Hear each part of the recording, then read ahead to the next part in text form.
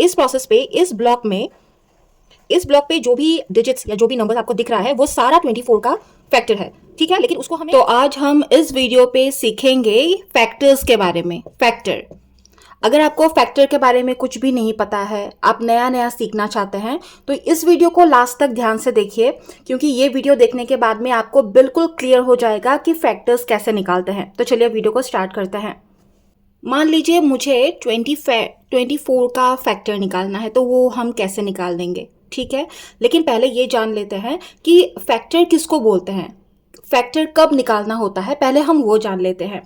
A factor is a number that divides another number exactly without leaving any remainder। यानी कि example 24 का factor निकालना है, यानी कि 24 को किस किस नंबर से हम डिवाइड करेंगे जिसका रिमाइंडर ना रहे, उसका रिमाइंडर नहीं होना चाहिए, उसको हम फैक्टर बोलते हैं। एक करेंगे तो आपको समझ में आएगा। और जब हम फैक्टर निकालते हैं तो फिर इनटू एंड डिवाइड दोनों का यूज होगा, ठीक है। अभी फॉर एग्जांपल मैंने क्या बोला कि अगर 1 से हम 24 को अगर हम डिवाइड करते हैं, ठीक है, तो फिर कितना होगा, 1 24 24, है ना। यानी कि ये एक फैक्टर हो गया और ये एक फैक्टर हो गया। ये फैक्टर नहीं होता अगर यहाँ पे कुछ रिमाइंडर रह जाता, तो फिर इसलिए हम कैसे लिखेंगे, 1 इंटू 24 इक्वल टू 24।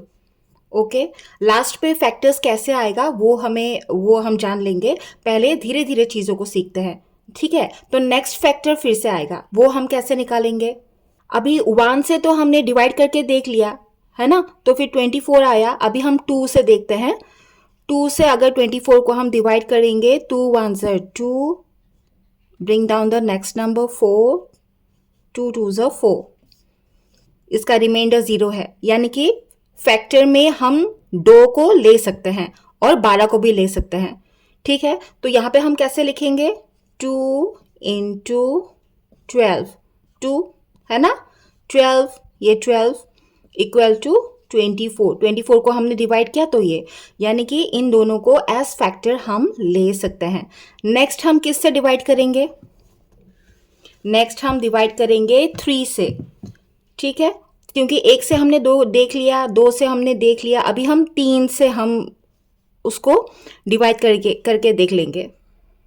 3 8 24 होता है, करेक्ट। 3 8 24, यानी कि इसका भी रिमाइंडर 0 है, यानी कि फैक्टर पे हम 3 एंड 8 को हम ले सकते हैं। तो कैसे लिखेंगे, 3 इंटू 8 इक्वल टू 24। अभी हम 4 से करके देखते हैं। 4 से अगर हम करेंगे 24 को, तो फिर 4 6 24 हो जाता है, रिमाइंडर 0 है, यानी कि 4 एंड 6 को हम एज फैक्टर ले सकते हैं। तो कैसे लिखेंगे, 4 इंटू 6 इक्वल टू 24, ठीक है, 4 6 इक्वल टू 24। लेकिन अभी अगर हम 5 से अगर इसको डिवाइड करेंगे तो रिमाइंडर रह जाएगा, ऑफ कोर्स। 5 4 20, reminder is 4।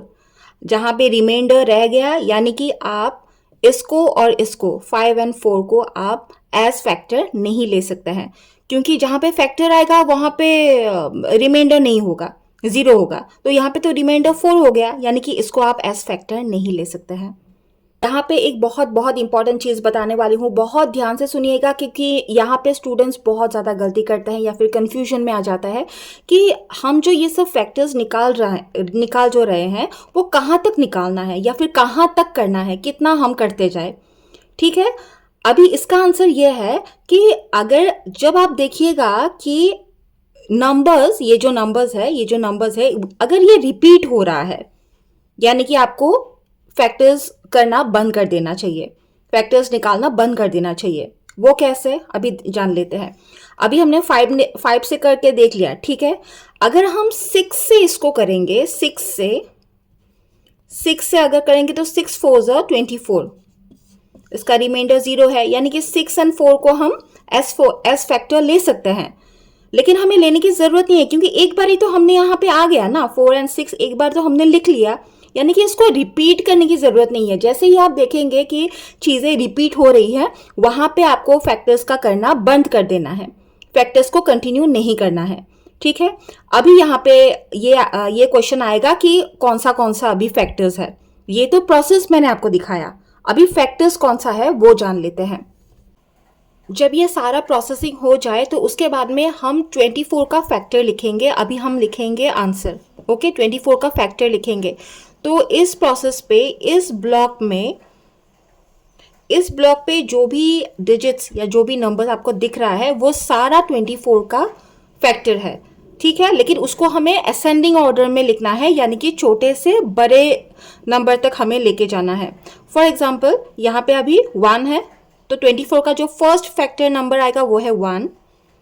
2 है, 2, 3, 3, 4, 4, 6, 6, 8, 8, 12, 12 एंड 24।